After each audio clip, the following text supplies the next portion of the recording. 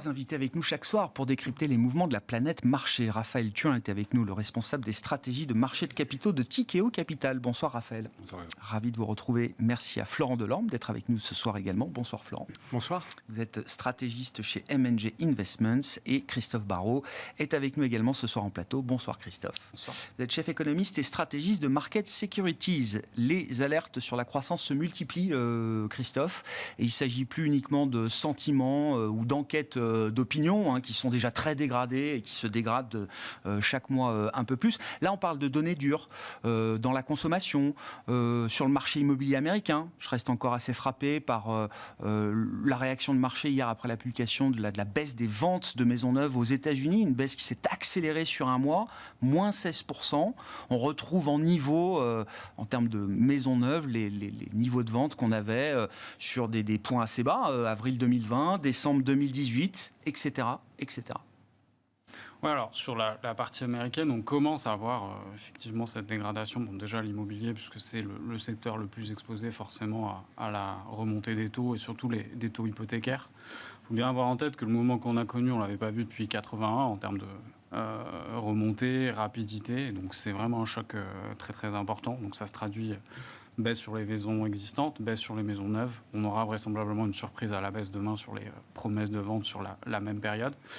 C'est très clairement, on va dire, un double effet pour les promoteurs. Premier, la hausse des taux, donc c'est compliqué sur le côté demande. Il y a aussi un effet offre qui commence à se voir, puisque les promoteurs immobiliers sont très dépendants des matériaux. Or, on sait qu'il y a des problèmes de chaîne d'approvisionnement. Donc, les deux combinés, ça se traduit sur le marché immobilier.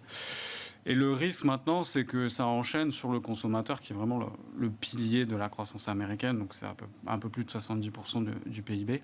On sent qu'en termes nominal, donc réel plus inflation, ça tient encore le choc. Parce qu'il y a du crédit conso qui s'est mis en marche. On l'a vu à travers le chiffre du mois de mars, donc plus grosse progression jamais enregistrée en mensuel du crédit conso. Ce qui aussi suggère que l'épargne accumulée pendant le Covid pour une partie de la population, donc généralement les personnes qui ont les revenus les plus faibles, c'est complètement évaporé.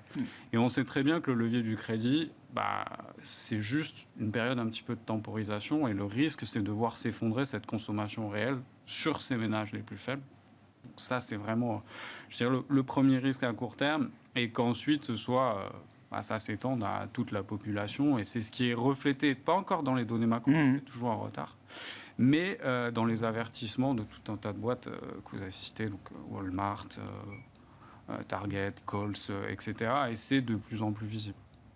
À quelle vitesse est-ce que les choses peuvent aller, partant de là, partant de l'idée de la fin du boom immobilier, voire d'un début de renversement du marché immobilier? À quelle vitesse les choses peuvent se développer dans une économie comme l'économie américaine? Et jusqu'où ça peut aller, Christophe?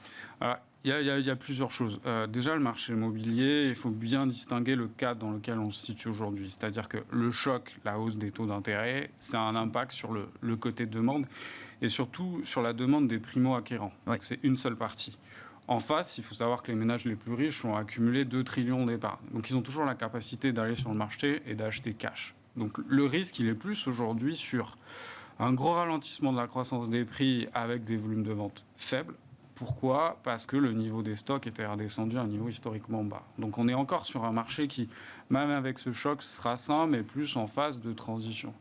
Maintenant, le vrai risque, il est vraiment, à mon sens, sur la consommation. Parce qu'on voit en termes de soft data, donc indicateur de confiance type Michigan, les niveaux sur lesquels on est aujourd'hui, sur la série, donc 70 ans, la seule fois où on était sur les mêmes niveaux et pas en récession, c'était en 2011. Donc on sent bien qu'on est sur un équilibre extrêmement fin. Et l'autre problématique, c'est que généralement, on s'attend à 2 soutiens, soit la politique monétaire, soit la politique fiscale. Alors, la politique monétaire, c'est plus un soutien parce que les ménages n'ont plus la capacité à bénéficier des taux bas, donc à se refinancer. C'est même un effet inverse avec une augmentation des mensualités. Et la politique fiscale, on sait qu'après le choc positif de 2020-2021, on a en fait une contribution négative et il ne se passera rien avant les primaires début novembre. Donc les risques sont là et au moindre choc négatif, on bascule en récession assez vite. Bon. Le marché, alors que les banques centrales restent focalisées sur la problématique de l'inflation, le marché, les investisseurs sont passés au sujet de la croissance. Raphaël, c'est clair désormais ? Oui, il y a un petit changement de tendance. Là. Après le premier trimestre, on était effectivement très focalisé sur l'inflation, avec des chiffres d'inflation qui avaient tendance à surprendre à la hausse systématiquement. L'inflation, peut-être, on peut argumenter, on commence à voir une certaine forme de stabilisation, alors à des niveaux très élevés, mais une certaine forme néanmoins. Là où l'inquiétude monte, c'est sur l'impact économique.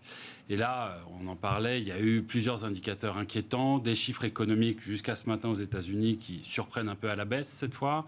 Et globalement, effectivement, cette thématique consommateur qui commence à être vraiment un sujet d'inquiétude pour le marché. Ce consommateur, il a un petit peu porté les résultats des entreprises, ou en tout cas les chiffres d'affaires des entreprises sur le premier trimestre. Il a été résilient dans son volume et aussi dans sa capacité à payer des prix plus élevés. Et on sait que les entreprises ont abondamment utilisé ce levier de la fixation des prix pour maintenir des taux de croissance de chiffre d'affaires. Donc il a été résilient et là effectivement on a des indices et Walmart et Target ont beaucoup parlé de ça sur leurs annonces de résultats, des indices que oui le consommateur il s'essouffle un peu. Alors il s'essouffle de manière assez paradoxale parce qu'il va continuer à consommer sur les services et on le sait, on voit voyager cet été, les billets de concert s'envolent, on loue des voitures. Mais sur les biens, déjà, on arrête le superflu. Plus personne n'achète de télé ou de vélo peloton pour faire court. Et en parallèle, on a aussi, même sur les biens de consommation quotidienne, une baisse en qualité. On va aller sur des labels privés, on va arrêter d'acheter des grandes marques. Donc, on va économiser des bouts de chandelle. Et donc, finalement, il y a peut-être un gouffre, ou en tout cas un risque que ce consommateur s'essouffle.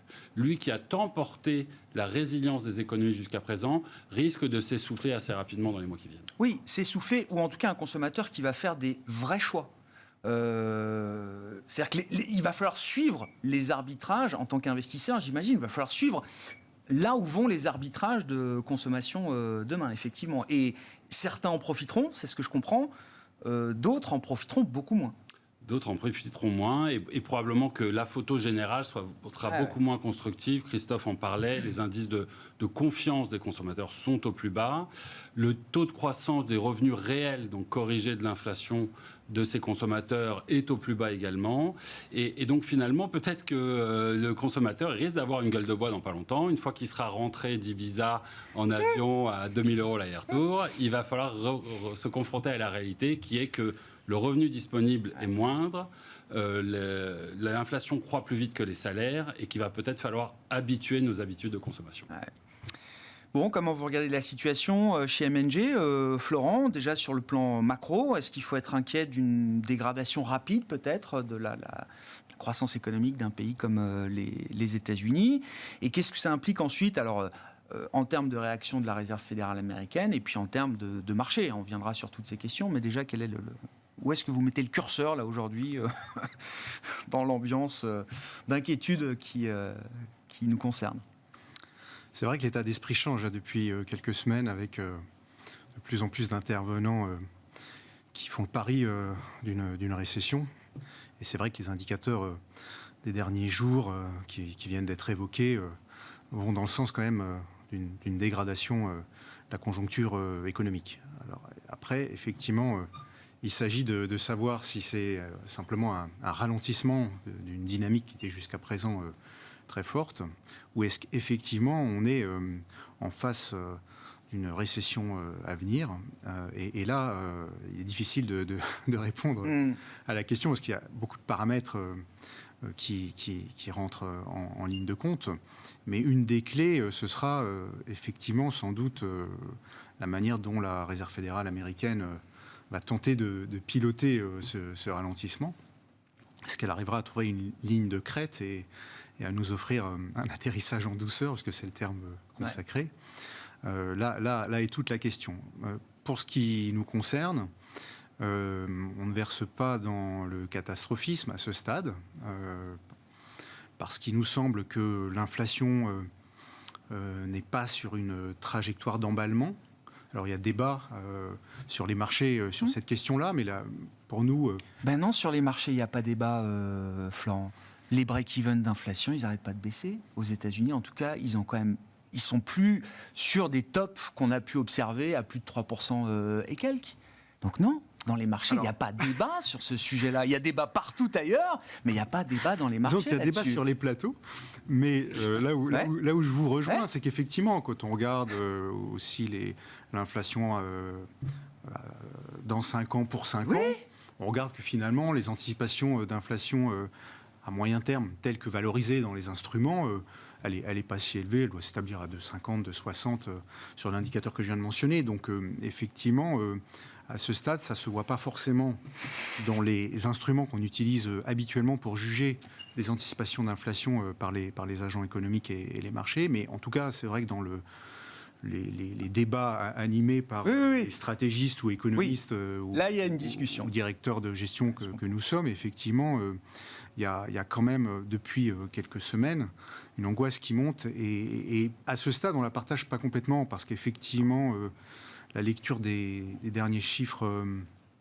d'inflation ne nous semble pas, en ce qui nous concerne, donner le signal d'un emballement. Alors, beaucoup d'intervenants se sont arrêtés sur le chiffre de l'inflation cœur aux États-Unis qui semblait rentrer dans une dynamique plus forte, mais quand on regarde le détail, il semblerait quand même que c'est quelques postes bien précis qui disons, sont à l'origine de ce chiffre un peu plus important sur l'inflation cœur. Donc pour nous, il n'y a pas encore suffisamment d'éléments pour faire le pari d'un emballement de l'inflation. Les boucles prix-salaire ne nous semblent pas encore enclenchées aux États-Unis, encore moins en Europe. Donc notre grande idée, c'est que l'inflation quand même en tendance va se résorber dans les 12 à 24 mois, progressivement, lentement.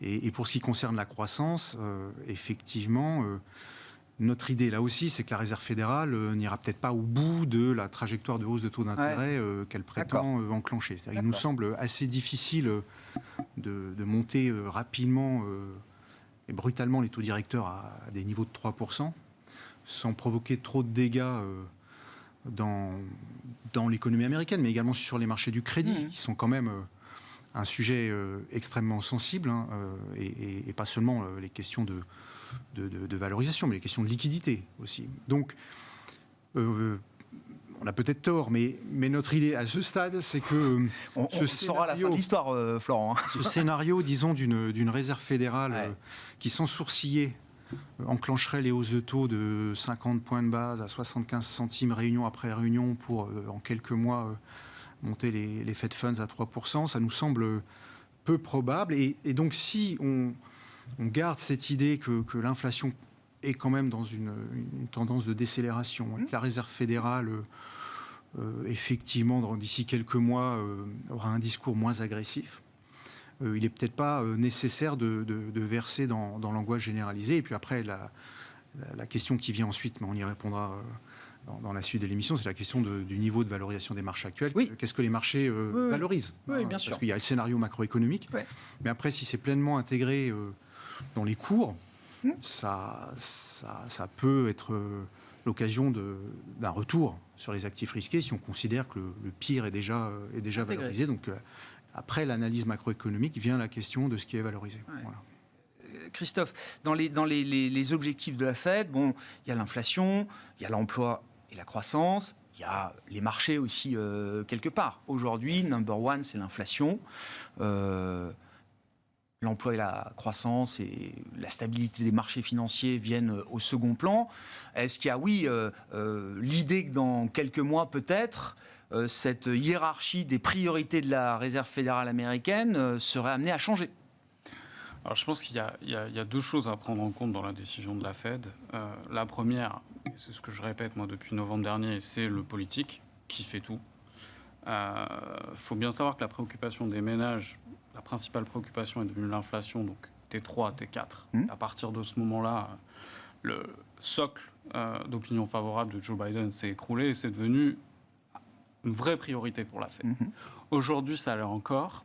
Ça risque de le rester à très court terme parce que je partage l'idée que l'inflation aux US a peut-être fait un top. Maintenant, la question, c'est la vitesse de redescente. Je pense que d'un point de vue politique, ils ont un intérêt à continuer à court terme, donc juin, juillet. Après, on a des mi-termes début novembre. Donc soit ils peuvent arrêter ou temporiser à partir de septembre, soit légèrement après. ou avoir un dialogue beaucoup plus accommodant à partir de septembre. Parce que la deuxième préoccupation des ménages aujourd'hui, c'est le niveau des marchés. D'accord. Ce qui n'était pas du tout le cas avant. Donc les marchés aujourd'hui influencent la politique, qui influence beaucoup la Fed. Et ça, la nouvelle relation politique-Fed, c'est assez flagrant, on va dire, depuis mi-2020. Maintenant, il y a le côté économique. Donc on l'a dit, peut-être que l'inflation a fait un pic. Mais ce qu'il faut regarder, c'est la boucle prix-salaire sur les ménages qui ont les revenus les moins élevés.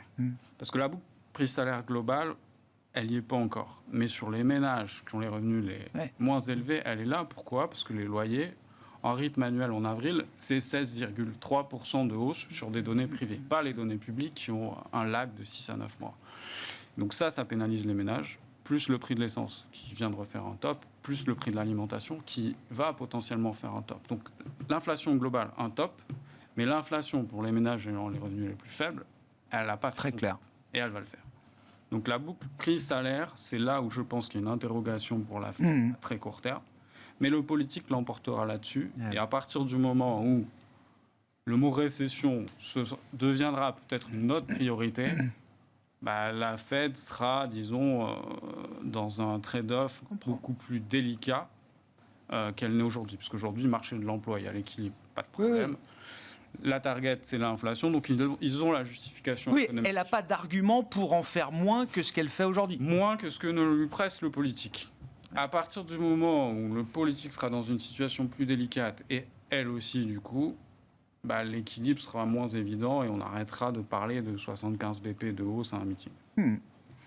Du point de vue des marchés, effectivement, si on rentre un peu dans les questions du moment, alors je sais pas, 15, quasiment 20% de baisse, est-ce que c'est déjà suffisant ? Quand on regarde le niveau de valorisation des marchés, le de-rating a été violent. Alors l'ajustement du PE des valos s'est fait par la baisse des cours de bourse. Les marges ayant plutôt bien tenu, on reste quand même sur des perspectives d'earnings, de résultats plutôt à la hausse, en tout cas un rythme de croissance autour de 10% peut-être cette année encore. Est-ce que cet ajustement, est-ce que cet équilibre-là est déjà plus confortable pour les investisseurs ou est-ce qu'il y a encore des risques, notamment sur la partie résultats désormais, pour revenir un peu aux avertissements qui marquent l'actualité depuis quelques jours ? Raphaël. Voilà, la question est bien posée. Chez Tikehau, on est globalement très prudent, très inquiet. Dans la dimension de pricing des marchés, on a la dimension multiple de valorisation, vous l'avez dit, la dimension attente de résultats. Et dans les deux cas, il nous semble que le marché n'est pas très bien positionné. Les multiples, ils ont évidemment fortement baissé. 20-25% de baisse de multiples depuis le début de l'année. On reste globalement sur des multiples qui sont assez élevés. Alors l'Europe est en train de repasser sous des moyennes historiques, les US sont toujours au-dessus. Donc on est en train de payer des marchés qui sont finalement assez chers à un moment où on est en fin de cycle.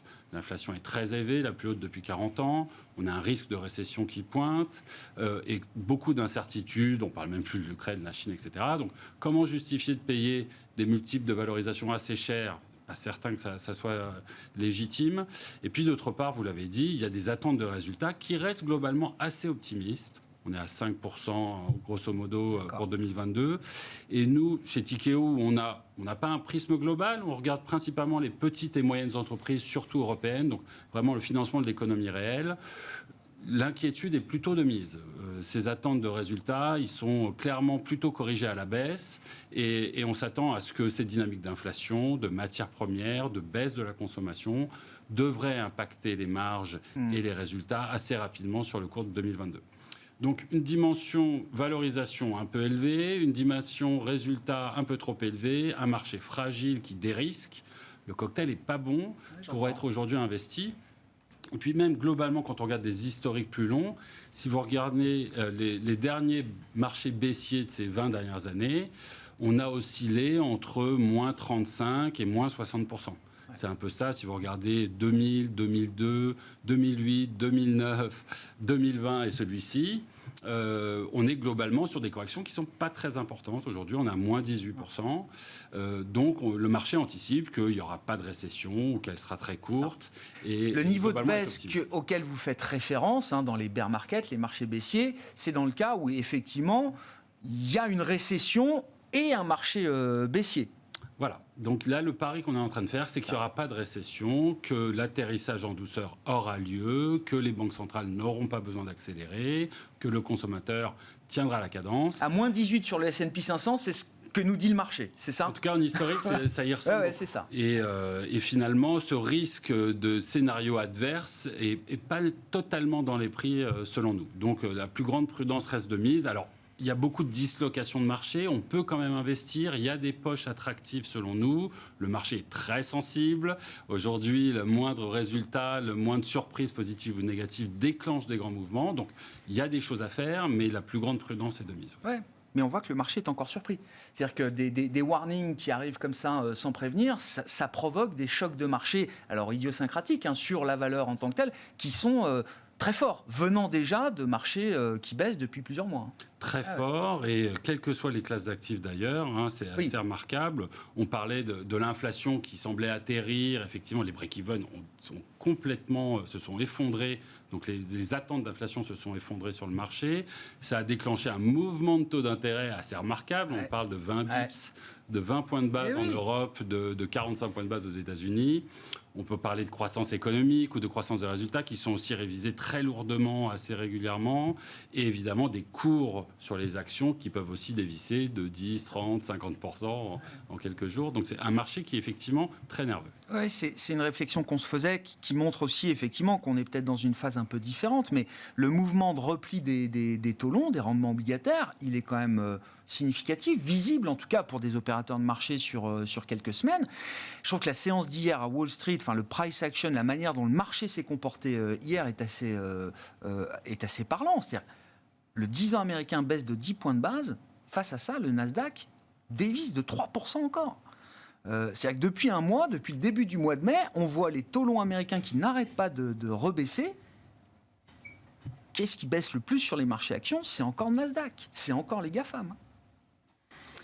Non mais, normalement, on se dit que des taux qui baissent, c'est un soutien directement pour des valeurs bien richement évaluées, de croissance rentable, visible, défensive, etc. Là, c'est un schéma qui ne fonctionne pas. Oui, parce que l'état d'esprit est vraiment pas bon sur les marchés actions. La psychologie est le sentiment qui l'emporte. Pas positif. Vous trouverez peu d'acteurs vous disant qu'il faut réinvestir massivement maintenant. Tout le monde attend la capitulation qui ne viendra peut-être pas, mais la plupart des intervenants se disent j'attends vraiment un signal très très clair pour pouvoir revenir, c'est-à-dire une baisse supplémentaire de 10-15%. Et donc, il n'y a pas de force de soutien ou de rachat dans les creux. Donc c'est effectivement cette angoisse d'une récession qui empêche les intervenants de profiter des baisses ou de suivre les logiques habituelles que vous indiquiez. Effectivement, en théorie, si les taux refluent, les valeurs de croissance doivent en profiter. Mais là, l'état d'esprit est suffisamment négatif pour que même ces mécanismes-là ne fonctionnent plus, puisqu'on retient uniquement le fait que les valeurs de croissance restent quand même très fortement valorisées, trop chères, et donc on n'intègre pas forcément le mouvement de taux des derniers jours dans le calcul. Ah, j'entends. Pour ce qui nous concerne, comme je l'indiquais tout à l'heure, on n'est pas convaincu que le scénario du pire est le plus probable. Et pour autant, c'est vrai que les niveaux de valorisation actuels n'intègrent pas ce scénario du pire. Donc nous aussi, on ne promeut pas l'idée de revenir massivement maintenant sur les actifs risqués. Pour nous, ce n'est pas un point d'entrée significatif. Donc on est aussi dans l'attente. Néanmoins, comme nous avions des sous-expositions assez marquées qui faisaient suite à des positions vendeuses qui avaient été initiées en particulier sur le marché américain, c'est vrai qu'on réduit ces positions vendeuses et on revient à la neutralité. Donc on est quand même dans un mouvement... Il y a un risque à la hausse, malgré tout, dans les marchés. On reprend du risque, mais par rapport à une position de sous-exposition très marquée pour revenir un peu à la neutralité. Et c'est vrai qu'on va sur des secteurs bien précis. Donc il y a quand même un biais dans les réinvestissements qu'on peut faire. Donc on va aller sur le segment des valeurs minières ou des pétrolières pour effectivement, en cas de scénario inflationniste, essayer d'en profiter. Ou alors on va être sur des valeurs très très défensives de la grande consommation en espérant que ça tienne. Ben oui. Parce que c'était défensif jusqu'à ce que Walmart et Target nous disent que c'est pas si défensif que ça. Voilà, mais on pense que c'est sans doute mieux que les valeurs de croissance. Oui, j'entends. En fait, il y a quand même plus de sécurité que sur des valeurs de croissance. Et puis après, on regarde aussi la thématique infrastructure, par exemple, dans les valeurs cotées, puisque là aussi, dans un scénario de croissance modérée avec de l'inflation, les infrastructures qui elles-mêmes bénéficient, disons, des plans de dépenses publiques qui vont être initiés ou qui sont déjà initiés, peuvent être une sorte de refuge. Voilà. Donc c'est pas de notre point de vue, c'est pas non plus un moment où il faut céder en masse les actifs risqués, puisqu'on revient aussi un peu sur le crédit, compte tenu des niveaux de spread qu'on a sur l'investment grade ou même sur le high yield. Donc on recommence à reconstituer des positions, mais pas au point de donner un signal fort de repartir de l'avant. On attend effectivement, comme d'autres, une baisse éventuelle supplémentaire pour définitivement enclencher un mouvement plus offensif. Un nouveau cycle d'investissement dans les portefeuilles. Je reviens aux banques centrales avec une petite question quand même, Christophe, puisque tous les discours les plus agressifs depuis 6-9 mois deviennent au fur et à mesure du temps le consensus au sein des grandes banques centrales. Donc, c'était Bullard du côté de la Fed qui a été très en avance effectivement sur ce qui se passe aujourd'hui. On a pas mal de faucons à la BCE. Je note l'Autrichien Holtzmann par exemple qui nous disait en début d'année qu'il fallait au moins 2 hausses de taux de la BCE cette année. À l'époque, c'était inenvisageable. Ça nous paraissait être un autre monde. Aujourd'hui, c'est au minimum le consensus, voire déjà peut-être un peu d'oeuvre par rapport à ce que le marché attend. Ce même Holtzmann, gouverneur de la Banque d'Autriche, nous dit il faut monter les taux de 50 BP le 21 juillet. C'est une discussion qui doit avoir lieu. C'est une discussion qui aura peut-être lieu. Après, je pense que ça reste minoritaire aujourd'hui et qu'on a eu la chance d'avoir la roadmap de Christine Lagarde début de semaine. Donc, à savoir qu'on sortirait des taux négatifs à la fin du T3, ce qui implique 25 BP juillet, 25 BP septembre, ce qui est cohérent avec le pricing du marché, qui, quand elle l'a dit, c'était 55 BP pricé. C'est à peu près en ligne. Maintenant, la BCE est dans une situation qui est complexe et dû à la fragmentation des économies. Parce que, quelque part, on a les pays baltiques qui ont des chiffres d'inflation à plus de 10%. Et on a l'Allemagne qui est dans la même situation que le Royaume-Uni, le Canada, les États-Unis. C'est-à-dire qu'avec un marché du travail tendu et où il y a le début de boucle prix-salaire sur les personnes ayant les revenus les plus faibles. Ce qui n'est pas le cas sur l'ensemble de la zone euro, mais ce qui commence à être le cas en Allemagne. Donc la crainte d'inflation en Allemagne est plus élevée que partout ailleurs. Et donc il y a cette nécessité à chaque fois pour la BCE de trouver l'entre-deux. Et le risque, c'est qu'il soit poussé à relever et qu'il crée en fait un frein sur la croissance d'autres pays dans le contexte qu'on connaît avec une problématique Ukraine-Russie qui peut se dégrader très rapidement. Parce que moi, je reste convaincu que l'Europe mettra un embargo sur le pétrole russe. Alors après, Total, ex-pipeline, tarifs douaniers, on peut tout imaginer, mais je pense qu'ils vont le faire, ne serait-ce que pour accélérer un dénouement à un moment ou à un autre. Donc ça peut être un risque pour certains pays. Maintenant, l'inflation en zone euro, c'est quand même une configuration différente de ce qu'on peut voir ailleurs. Plus de 50%, c'est de l'énergie, donc il peut y avoir encore un choc positif. À cause de l'embargo sur le pétrole, à cause du redémarrage de la Chine qui, quand elle va redémarrer très très fort et vraisemblablement tirer toutes les matières premières. La question pour moi, elle est plus début 2023. Même au T4, je pense que la roadmap, ce sera 25, 25, 25, sauf si choc significatif. Ah oui, donc on ne s'arrête pas en septembre. Ah non. Non, je pense qu'ils sont partis pour au moins suivre en décalé le marché. Le marché nous dit que ça va continuer encore et encore. Maintenant, après, ça dépendra de comment vont réagir nos économies. Mais je pense que l'idée sur le plan fiscal, c'est de continuer à soutenir le consommateur. S'il y a la politique fiscale qui soutient le consommateur via des chèques divers et variés, c'est possible de relever les taux de 100 BP d'ici la fin de l'année, ce qui est moins que ce qu'anticipe le marché quand même, par rapport au niveau actuel. Donc pour moi, la BCE va enclencher et vraisemblablement, elle peut ensuite continuer. Mais tout ça, et plutôt la partie 2023, ce qui à mon semble la plus intéressante, c'est comment ça va évoluer sur l'inflation suite au conflit Russie-Ukraine. Je comprends. Comment on sortira de cette situation? La Chine, on voit très bien la roadmap. Ils vont réussir à sortir du Covid à la fin du T2, début du T3. Ils vont envoyer très très fort au T3, ce qui va tirer le prix des matières premières encore vraisemblablement au T3. Mais après, on peut avoir le contre-choc. Le temps d'apprécier le contre-choc, le temps de mettre à jour les modèles des prévisions, etc. Je pense qu'on peut avoir une vision jusqu'à la fin de l'année. Maintenant, c'est la vraie question pour la zone euro, c'est 2023. Et surtout, est-ce qu'on voit sur les salaires un mouvement global ou pas? Qu'on ne voit pas forcément, mais qu'on voit dans certains petits pays. Ouais. Bon, est-ce que l'Europe et les entreprises européennes savent vivre avec des taux positifs, des taux directeurs de banque centrale positifs, et tout ce que ça implique pour le coût du capital, le coût de financement? Raphaël? Sur le coût du financement, c'est une bonne question, hein, et on regarde avec un œil intéressé ce qui va se passer sur l'obligataire, sur le haut rendement en particulier, où on est très actif.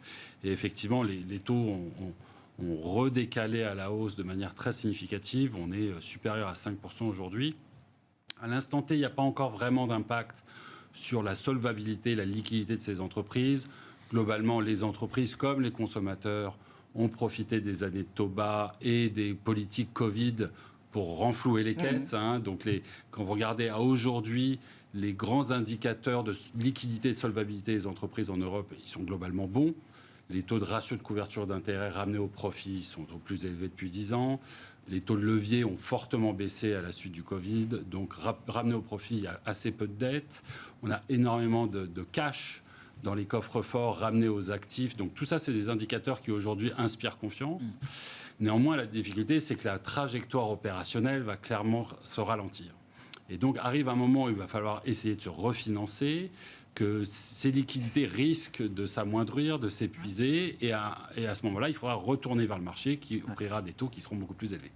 Donc là, on n'est pas encore dans cette dynamique négative. Les entreprises ont un répit pour l'instant, mais clairement, ça va être un souci supplémentaire dans la besace pour les mois de fin d'année. Ouais, c'est quoi? Il y a un risque de zombification là, d'entreprises qui auraient du mal à se refinancer ou qui seraient contraintes de se refinancer à des taux outrageux, pour le dire ainsi, Raphaël?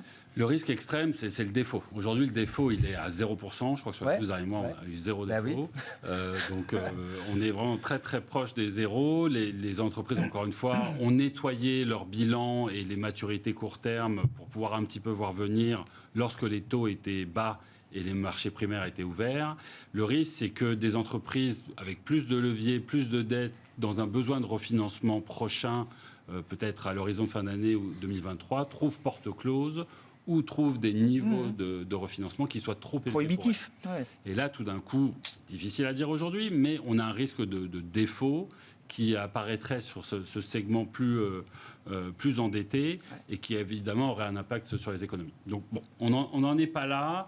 Et 5% de rendement sur le high yield, ça intègre l'idée d'un peu de défaut, de beaucoup de défauts qui correspondraient à une situation de récession?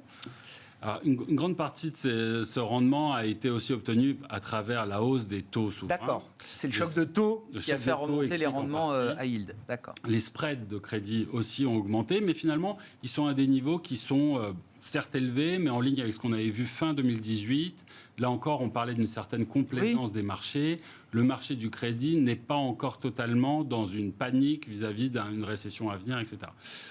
Ceci étant dit, regardons un petit peu le long terme. On est aujourd'hui sur l'obligatoire, par exemple, la yield, sur des taux de rendement qu'on n'avait pas vus hors Covid depuis des années. D'accord. Et d'ailleurs, on commence de plus en plus, et beaucoup de nos clients en parlent, à reconsidérer les poches obligataires dans les allocations.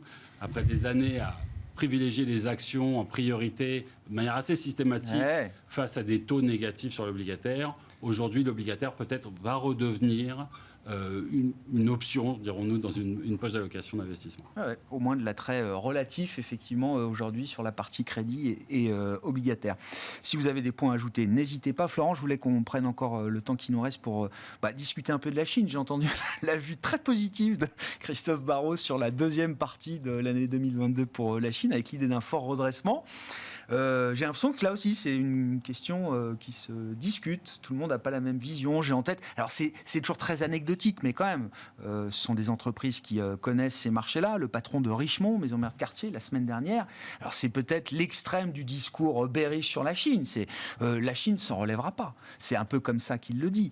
Le consommateur chinois va mal. Le rebond de la Chine sera beaucoup plus lent et beaucoup moins fort que ce qu'on a eu l'habitude de voir. L'économie chinoise va continuer de souffrir plus longtemps que ce que les gens pensent. Voilà, ça c'était le discours de Johann Rupert, le patron de Richemont, la semaine dernière. Où est-ce que vous vous situez, vous, chez M&G, vis-à-vis de la vision que vous avez de l'économie chinoise pour la deuxième partie de cette année?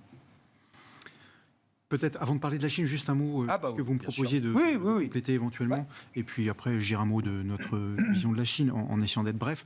Sur la situation de la zone euro et ce que peut faire la BCE, il y a quand même effectivement une situation radicalement différente de la situation américaine, où la BCE, en plus de devoir gérer des problématiques d'inflation, doit gérer, disons...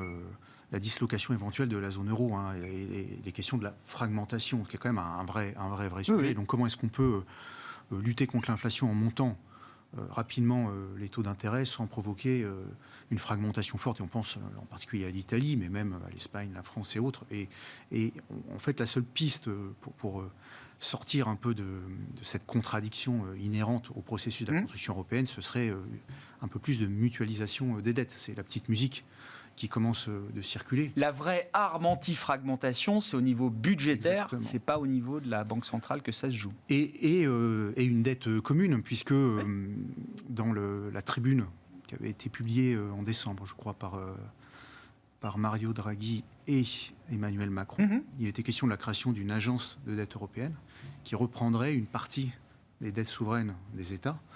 Et d'ailleurs, très, très nommément, on parlait des dettes contractées à l'occasion de la crise sanitaire, voire même des dettes qui avaient été contractées à l'occasion de la crise de 2007-2008. Donc il s'agirait de loger dans une agence de la dette européenne toutes ces dettes liées à des situations conjoncturelles très, très particulières, pour ensuite pouvoir refinancer cette dette à des taux moindres du fait de la mutualisation. Donc c'est ce point-là que je voulais ajouter. Oui, sachant qu'on n'y est pas. L'Allemagne, dette commune sur le schéma Next Gen EU, non, ça n'est pas une question aujourd'hui, ça n'arrivera pas. Et du côté de la BCE, c'était ce matin le vice-président Luis de Guindos sur l'arsenal anti-fragmentation de la BCE. On n'en a pas discuté. Alors, évidemment, il le dit à peu près comme ça. On n'a pas discuté des détails de cette petite question. L'Europe du Sud y est favorable. L'Europe ne veut pas en entendre parler. Mais la théorie économique, quand même, semble dire que si l'inflation s'installe durablement, il n'y aura pas d'autre issue. D'accord. Le rationnel nous amène vers ça. Dans cette voie, si l'inflation structurellement s'installe, ce qui n'est pas forcément non plus le scénario, mais en tout cas, il faudra remettre ce sujet-là sur la table. Et pour ce qui concerne la Chine, en ce qui nous concerne, effectivement, on note la dégradation de tous les indicateurs en Chine, consommation, production, et la difficulté des autorités chinoises à réagir comme elles avaient l'habitude de le faire, avec néanmoins quand même des mesures qui ont été annoncées, qui ne sont pas d'une ampleur exceptionnelle, mais on voit un certain nombre de baisses de taxes un peu partout. Bon, il y a évidemment la notion du taux de financement de l'économie qui va jouer un rôle. Est-ce que ça suffira pour relancer la dynamique? À ce stade, on n'a pas vraiment l'impression. Néanmoins, comme ça a été indiqué, la crise sanitaire à laquelle ils font face actuellement et qui explique en grande partie quand même la faiblesse de la dynamique économique devrait quand même se résorber en tendance. Donc oui, une croissance chinoise qui sera sans doute inférieure, effectivement, à ce que les autorités chinoises avaient annoncé. Donc c'est pas non plus une bonne nouvelle, effectivement, pour l'économie mondiale. Et donc du coup, c'est vrai que c'est pas, vous l'avez compris, c'est pas sur la Chine qu'on investit le plus. On est plutôt encore sur la zone occidentale, Europe, États-Unis, sur les secteurs que j'évoquais tout à l'heure. Mais oui, la Chine ne nous inspire pas une grande confiance, donc on n'investit pas dans cette zone. De là à envisager là aussi une détérioration plus marqué par temps. D'accord, très ouais, je gênant comprends. pour l'économie mondiale. C'est pas non plus ce qu'on privilégie comme scénario. Qu'est-ce qui vous fait imaginer qu'on va avoir une telle impulsion venant de la Chine, je ne sais pas, d'ici 2-3 mois, Christophe, c'est ce que vous avez évoqué, hein? Simplement que si on fait la somme de tout ce qui a été mis monétaire, fiscal de côté, ça fait 5 trillions de dollars et qu'ils sont prêts à être décaissés assez vite. Ça veut dire quoi de côté? C'est ce qu'on n'a pas utilisé jusqu'à présent, c'est ça, ce qui est disponible? Exactement. Donc je pense que 5 l'idée, trillions. à peu près, si on somme toute la politique monétaire et fiscale, il y a eu toutes les émissions de dette au niveau local, central, ont été accélérées sur la première partie de l'année. Énormément de rentrées fiscales accumulées janvier, février et même mars, avant l'épisode du Covid, des réserves de l'année précédente. Donc je pense que le schéma il sera assez similaire à ce qu'on a vu sur la période avril, mai, juin 2020, à savoir que toute la recovery, enfin toute la reprise a été essentiellement dopée par l'investissement public et investissement infrastructure, et qu'ensuite potentiellement le reste de la sphère privée va reprendre. Donc la reprise T3, ce serait que du public et que de la dépense qui est déjà prête. Les projets. Mais est-ce que c'est ce qu'ils veulent encore faire ou pas, Christophe? Ils ont déjà mis l'argent de côté pour le faire. Maintenant, c'est pas une reprise à la 2008-2009 avec l'immobilier à tout va résidentiel. On parle de dépenses fiscales, enfin publiques, dans les infrastructures. Donc on va continuer les gros projets, Go West Policy, route de la soie, etc., infrastructures, aéroports. Donc moi je ne suis pas forcément inquiet sur la partie investissement public du T3. La question c'est est-ce que le privé prend le relais au T4. Donc c'est ce qui s'était passé 2020-2021. Et après ils ont une politique monétaire qui est aujourd'hui accommodante, mais pas trop. Sans plus. Pourquoi relancer alors que tout est fermé, que le trafic aérien est à moins 70% au rythme annuel? Pourquoi mettre de l'essence? C'est une question de timing plus que de moyens et de volonté, vous dites? Complètement. Je pense que c'est une question de timing. Ils relanceront le moment où l'économie sera réouverte à 100%, ce qui ne sera pas le cas avant le T3. Bon, on s'arrêtera là pour ce soir, messieurs. Merci beaucoup d'avoir été avec nous, les invités de Planète Marché en plateau. Christophe Barrot, chef économiste et stratégiste de Market Securities. Raphaël Thuin, le responsable des stratégies de marché de capitaux de Tikehau Capital. Et Florent Delorme, stratégiste chez M&G Investments.